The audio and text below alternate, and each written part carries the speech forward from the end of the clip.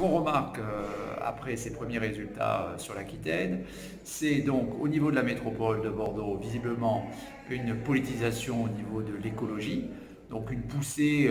que l'on avait constatée déjà au niveau des européennes dans les grandes métropoles autour des enjeux écologiques, puisque Pierre Hermique fait au moins jeu égal donc avec Nicolas Florian. Ensuite, dans toutes les villes moyennes d'Aquitaine, hein, des 5 départements, eh bien, on voit des sortants LR qui sont bien élus.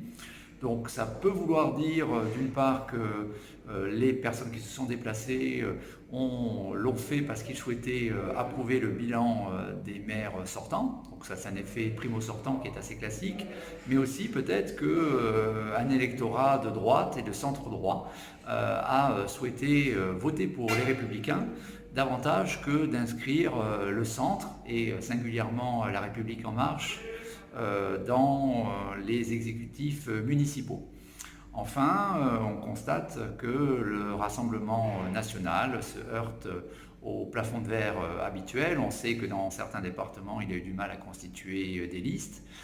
Dans d'autres, Villeneuve-sur-Lot, la Haute-Gironde, des listes se sont proposées et pour l'instant, les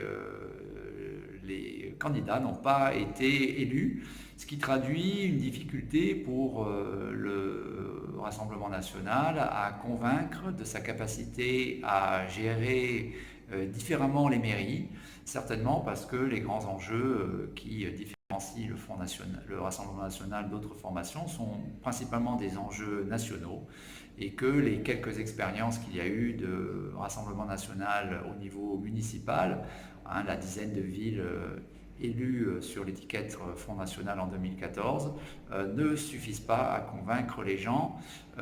qui ont manifesté leur mécontentement, que ce soit via le mouvement des Gilets jaunes ou bien lors